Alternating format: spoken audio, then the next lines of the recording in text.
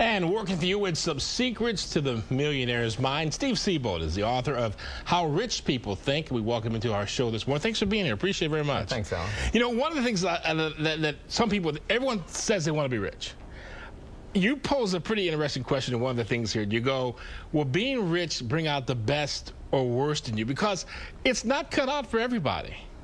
Yeah, I think it brings out, it reveals people. I think if you were a good person before you were rich, you'd be a good person after, and if you were a bad person, you'd be a bad person. Yeah. One of the other things that kind of made a note here, which was kind of interesting to me, and it said on a scale of 1 to 7, with 7 being the most, how fulfilling is your current occupation? And if you didn't rate a 7, you need to spend the next year or 2 years trying to figure out what you really want to be doing. Yeah, the wealthy seem to really love what they do more than anything else. I think it's really one of the foundations of their wealth, it's really their secret. You know, you make a lot of distinctions about the middle class and what you call the world class, and all that sort of thing with the wealthy. One thing to talk about is that middle class focuses on saving, world class focuses on earning.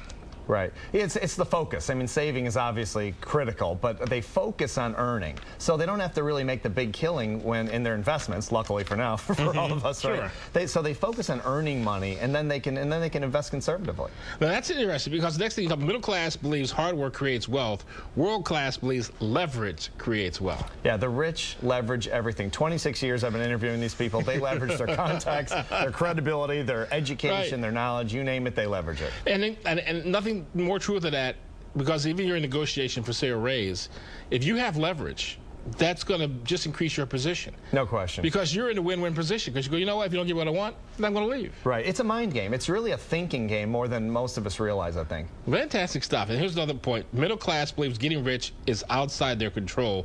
World class knows getting rich is an inside job. No question. It's about solving problems. I mean, there's all these new problems in the economy now. And here in Detroit, I know there's a lot of things going on here, a lot of opportunities. The rich are seeing it as an opportunity, whereas I think the rest of us are probably seeing it as a fear-based situation. But there's all these new problems to solve. How do you turn things around, though? If you're a person who wants to be rich, you have the mindset, you know that's what you want to be, and yet you're so deep in debt, how do you turn that around? I think you start thinking like a wealthy person. You've got to learn the differences in thinking. It's like they're living on a different planet. They think so differently than most of us are taught. So I think you got to learn how they think, and then you've got to adopt those philosophies and those ideals and those habits, and things will start to turn around. You talk about learning how they think. One of the suggestions you say is to pick the one person or people that you admire, and they probably got a book out.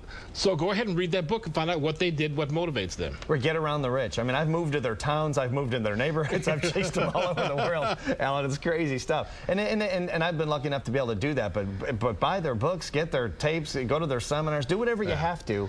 Maybe they're your neighbors, whatever it is, but get around them. You know, I think I saw this in the movie. I'm not sure if this is true or not, but I think somebody says you can't be super rich or super motivated because most people want a balanced life, and there's nothing wrong with that. Sure. But they want to go to the PTA meetings, they want to see their kids after school, whereas really successful people are very focused, and they have to cut away some of those other things in life. You do sometimes, but you know, I spent half of the year on Lake Lanier in North Georgia floating on my boat, and I've done pretty well over the years, luckily, because I learned from the rich to leverage. And I mean, it really is more about thinking your way to it and taking action not based on the thoughts. But leverage plays a game, allows you to play the game at a level where you don't have to work like crazy. Yeah, interesting book. Okay, well, like I said, as I told you off camera, the sign of a good book that we have here is when everybody in the news was going, can I have that when you're done? Can I have that? The book is called How Rich People Think with Steve Siebold. Thank you so much for being here. Appreciate it. Thanks, Alan. I appreciate it. All right, Dina, over to you.